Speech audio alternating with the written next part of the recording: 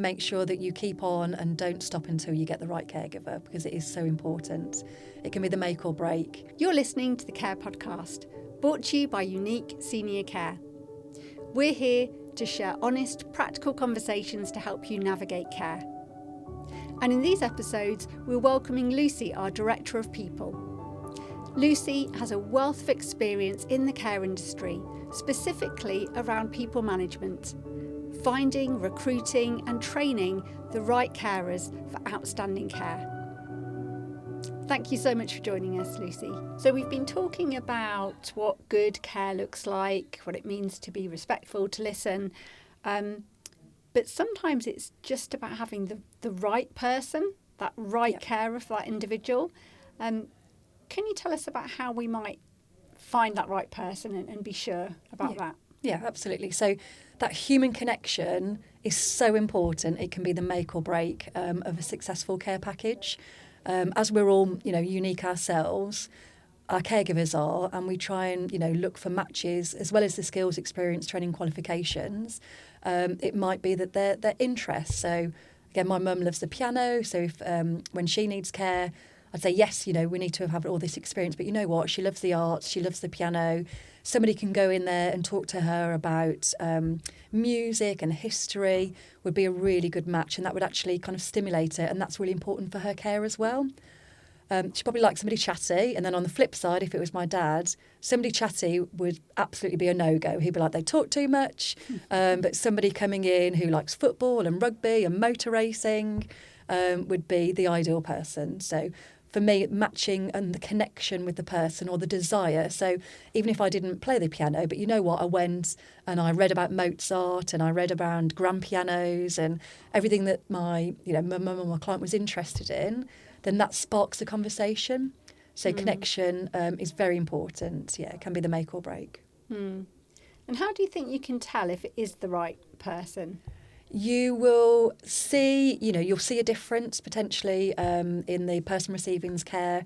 It might be their body language. So if mum is always kind of generally like lively and vivacious and actually, I'm going round there and she's just sitting in the chair and she hasn't moved and she's not very chatty, or the other way, she's very chatty because she hasn't spoken for the last hour. It can have a real impact to the care that they receive. So, as a family member, you need to be really vigilant. Asking your mum or your dad, what do you think about Lucy, the caregiver? Oh, she talks way too much. She's driving me, bonkers. I just can't deal with it. Or she's brilliant because she does love the piano and things. So, seek feedback. Look for cues around your family member. I'd even get feedback from the caregiver, how you get on with mum. Oh, we had a lovely time. We were potting plants and we talked about the theatre. Oh, and it was lovely. And if they've got that engaging connection, that will come across with both of them. Whereas I say, if you see your mum or your dad and they just don't seem themselves, I would start to probe and say, actually, have you got the right caregiver? They might say, oh, yes, Lucy's fine. She just does what she needs to do, but don't settle for that. So I would, speak to the company and say, mum's just not herself. She hasn't made that connection with the caregiver, which is really, really important. Like I say, we can give people the skills to do moving and handling and basic first aid, but we can't give them that empathy and that passion that they will have to make that connection with somebody. And that person who's just right, yes, for one person might not be just right. We are all different, absolutely. Yeah. I say my parents were a prime example of that. What one would like, the other one, absolutely. Yeah. Which is fine, no problem. Yeah. And how long do you think you should leave it? Because obviously there is that period of time when it takes getting used to and building trust. Yeah. What do you think might be the right point at which to say either this is working really well or I'm not sure, do we try something else? I would, within the first week or two, I would start raising it with the care team because even if nothing happens and you say, well, actually, I'll give it another week or so, but I wouldn't leave it too long. When you know that it's not right, you've got to act swiftly. And what, if you are with a really good care provider that cares about finding the right person, what kind of things might they do to make that match? Yeah, so they would make sure that they understand the needs of your family member, because that's really important. They would try and do that as early on as possible. They should really tell you and say, well, actually, I think, Lucy would be a good fit because of X, Y, and Z. If they're not saying that, I'd be worried. And say, well, why do you think Lucy's a good fit? So there's some things that you could do at the outset to ask those questions around the matching. They could put out a job-specific advert and recruit specifically for your family member and say, it's an 85-year-old lady, loves the piano, loves tennis, and they could do a new recruitment campaign. So you might have to wait a little bit for that person to start, and it's just being mindful of that whilst you're waiting for them. You could ask to be included in the interview with them. You could say, I want to meet them first. Yeah, you could get your mum to meet them first. That's been a great... we've seen clients actually be part of interviews and part of interview panels and really get to the bottom of what matters most to them. That's truly person-centred, isn't it, if they're involved in the recruitment stage as well. Yep. Anything else that you think is important around the right fit and what to do if it's not working? Yeah, so don't settle. The right fit is equally as important as the skills that the caregiver has. Sometimes it can be more important because it influences the way that your family member acts and behaves and how they feel. So don't settle. Act upon it. Start raising it as soon as you recognise it. And what about if the company actually says no, that this is the only person we can offer you? What should you do you think? I would say to them, what's the long-term plan? So it might be that you have to have a short-term interim when you don't have somebody who's 100% match, but as long as they're proactive in saying we will do this, constantly looking at ways to get that match better, then for me that would show that they're willing. If they flat right say no, then I'd be looking to go to another care company. Yeah, so that would be a real red flag if you go back and say this isn't working for us, and they're just like, they're not going to do anything. Yeah, absolutely.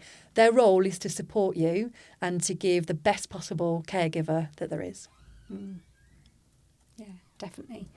And as you said, best isn't always, who's got the most years of experience. No. It's who is best for that individual, Absolutely. Who is best for my mum or for my relative. And it comes full circle, asking them what type of caregiver would you like as well. Yeah, definitely. And have you ever seen a situation where there has been a need for a switch of carer and then, afterwards it worked out really well? Yes, absolutely. And sometimes we get this at the beginning. So, clients and their families will come to us and say, we want our caregiver to be X, Y, and Z. So we put that in there. And for some reason, it won't, it doesn't work. It's not successful. And sometimes it can just be a personality. And then we've said, we think Joe would be a great fit for you as a caregiver because of X, Y, and Z. And Joe's gone in, absolutely blown the family away, and they much prefer Joe. So with a regulated company, they should be there to make sure that they're doing that matching. So it's not just around the skills and the experience and the qualifications. It's the person that's really important as well. So a good care company will do that matching. Yeah. And I guess the match on paper, the one that you think might work really well, sometimes it just doesn't work out because when they meet, there just isn't that personal connection. But that's the point at which a good company will differentiate and say, right, okay, that's fine. We're going to try this next person and we're going to assess and monitor and see how it goes. More frequently than you think that you go to a care company and you say, in my mind, I want this, this and this. You have this, it doesn't work out. We say, this person will be a good match, and then they absolutely love them and they're there for a very long time. And it's very satisfying. Brilliant. And what would be your one takeaway on this topic of kind of finding the right fit, the right carer? So be relentless. Make sure that you keep on and don't stop until you get the right caregiver, because it is so important. It can be the make or break. And ultimately, there's this client, in the centre of all this. And we have a duty to make sure that they get the best caregiver and the best match possible. It's really important. Brilliant. Thank you. Thank you to everyone for listening. We hope that this episode has given you some confidence, practical advice and reassurance about navigating your own care journey. I've been Jo Cleary, host of the Care podcast. We hope that you'll join us next time.